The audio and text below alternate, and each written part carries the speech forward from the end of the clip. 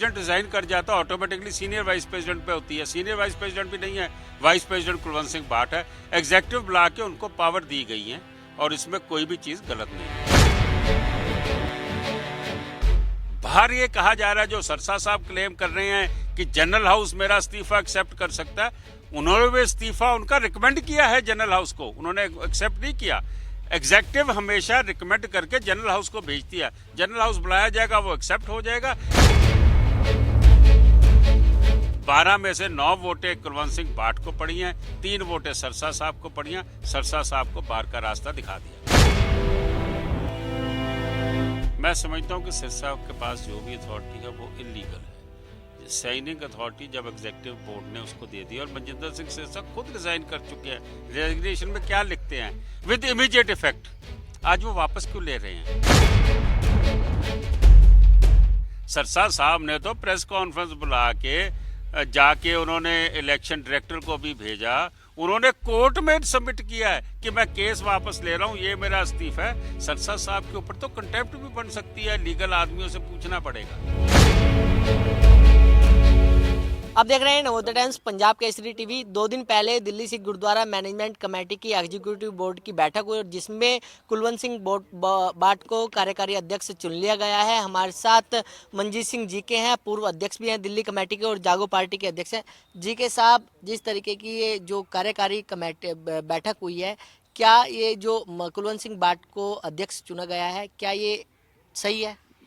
कुलवंत सिंह भाट जी को अध्यक्ष नहीं चुना गया, उनको जो पावर्स हैं प्रेसिडेंट की, जब प्रेसिडेंट रिजाइन कर जाता ऑटोमेटिकली सीनियर वाइस प्रेसिडेंट पे होती है। सीनियर वाइस प्रेसिडेंट भी नहीं है, वाइस प्रेसिडेंट कुलवंत सिंह भाट है। एग्जीक्यूटिव बुला के उनको पावर दी गई है और इसमें कोई भी चीज़ गलत नहीं है। ये एग्जीक्यूटिव बोर्ड का डिसीजन होता है या फिर जनरल हाउस का डिसीजन होता है कि किसको पद पर बैठाया जाए? ये पद पे बिठाया नहीं है, जनरल हाउस ने कुलवंत सिंह भाट को चुना है। उसी चुने हुए वाइस प्रेसिडेंट को ऑटोमेटिक एक्ट कहता है कि पावर जाती है।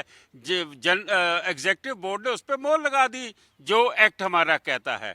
और जो बाहर ये कहा जा रहा है, जो सरसा साहब क्लेम कर रहे हैं कि जनरल हाउस मेरा इस्तीफा एक्सेप्ट कर सकता है, उन्होंने भी इस्तीफा उनका रिकमेंड किया है जनरल हाउस को, उन्होंने एक्सेप्ट नहीं किया।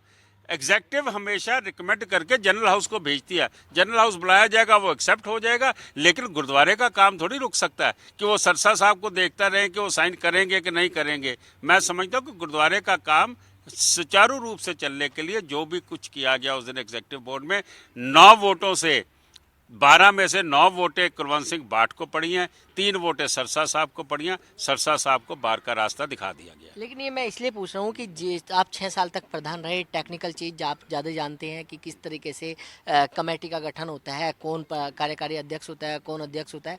क्योंकि पिछले दिनों जो कार्यकारी जो बोर्ड की बैठक हुई है, क्या लगता है कि बोर्ड की बैठक हरमीत सिंह कालका ने बुलाई, जो जनरल सेक्रेटरी हैं दिल्ली कमेटी के, उसके बाद मनजिंदर सिंह सिरसा ने कहा है कि उसमें नॉर्म्स लिए कि इस मुद्दे पर चर्चा होगी, लेकिन फिर बाद में बैठक कोई नहीं हुई है। उसके बाद कुलवंत सिंह भाट को अध्यक्ष चुन लिया जाता है और उसके बाद अब ये कहा जा रहा है कि साइनिंग अथॉरिटी मनजिंदर सिंह सिरसा के पास है। मैं समझता हूँ कि सिरसा के पास जो भी अथॉरिटी है वो इलीगल है। साइनिंग अथॉरिटी जब एग्जीक्यूटिव बोर्ड ने उसको दे दी, और मनजिंदर सिंह सिरसा खुद रिजाइन कर चुके हैं। रेजिग्नेशन में क्या लिखते हैं, विद इमीडिएट इफेक्ट। आज वो वापस क्यों ले रहे हैं? उसके कारण आप भी समझते क्यों ले रहे हैं कि जो 22 मेंबर की गिनती अपनी बता रहे थे, उनको लगता था कि वो मेंबर हाथ से निकल रहे हैं, आज वो 8 या 10 पे रह गए हैं। मैं समझता हूँ कि मनजिंदर सिंह सिरसा सियासत करना चाहते हैं, मत करें सियासत। अब आप इलेक्शन हार गए हैं, 20-22 दिन की बात है, 20-22 दिन के बाद नया हाउस चुना जाना, नया प्रधान चुना जाना। आप क्यों गुरुद्वारा कमेटी के सिस्टम को खराब कर रहे हैं? क्योंकि कुलवंत सिंह भाट ने भी अपना इस्तीफा दे दिया था, लेकिन उनका इस्तीफा अभी तक मंजूर नहीं किया गया था। कुलवंत सिंह भाट का इस्तीफा किसी के पास भी नहीं था। यहाँ तो उस दिन मैं बहस सुन रहा था सरसा और भाट की, उसने कहा कुलवंत सिंह भाट ने लाओ मेरा इस्तीफा दिखाओ, कहाँ पे है? नहीं है। सरसा साहब ने तो प्रेस कॉन्फ्रेंस बुला के जाके उन्होंने इलेक्शन डायरेक्टर को भी भेजा, उन्होंने कोर्ट में सबमिट किया है कि मैं केस वापस ले रहा हूँ, ये मेरा इस्तीफा है। सरसा साहब के ऊपर तो कंटेम्प्ट भी बन सकती है, लीगल आदमियों से पूछना पड़ेगा। जी। लेकिन आपने कहा गुरुद्वारा इलेक्शन कमीशन की, तो एक लेटर उनकी तरफ से जो दिखाया गया है उसमें क्या कैसे देख रहे हैं आप पूर्व अध्यक्ष के तौर पर? मैं समझता हूं कि वो लेटर गलत है, क्योंकि हमारा एक्ट बड़ा क्लियरली कहता है कि जब तक नया हाउस नहीं चुना जाता तब तक पुरानी कमेटी जो है वो एक्टिंग कमेटी, एक्टिंग कार्यकारी कमेटी वो अपना काम करेगी। इसके लिए किसी से परमिशन लेने की लोड़ नहीं। जहां तक उन्होंने एलजी साहब का लिखा है कि एलजी साहब ने सितंबर तक तो आपको परमिशन दी थी, उसके बाद पेंडिंग है, इसका मतलब ये हुआ एलजी ने मना तो नहीं किया।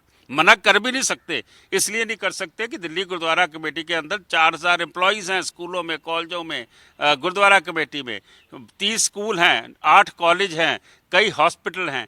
ये हेडलेस कैसे रह सकती है बॉडी? मैं समझता हूँ कि ये गलत है। सरसा साहब ने उसको घुमाया लैंग्वेज को, और ये लैंग्वेज गलत है। हमारा एक्ट बड़ा क्लियर है कि जब तक अगली इलेक्शन नहीं होती पुरानी कमेटी चलेगी। तो माना जाए कि मौजूदा समय में कुलवंत सिंह बाट दिल्ली कमेटी के कार्यकारी अध्यक्ष हैं। बिल्कुल कार्यकारी अध्यक्ष हैं, उसमें कोई फर्क नहीं है।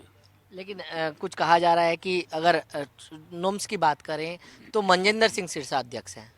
मैं समझता हूं कि वो जिनको अपने आप को सेटिस्फाई करना वो कहते रहें। मैं आपको जो एक्ट कहता है, जो कानून कहता है, मैं उस हिसाब से बता रहा हूं। तो बिल्कुल ये थे मंजीत सिंह जी के, जिन्होंने नवोदय टाइम्स पंजाब केसरी से खास बातचीत की। दिल्ली से कमल कुमार कंसल, नवोदय टाइम्स पंजाब केसरी टीवी।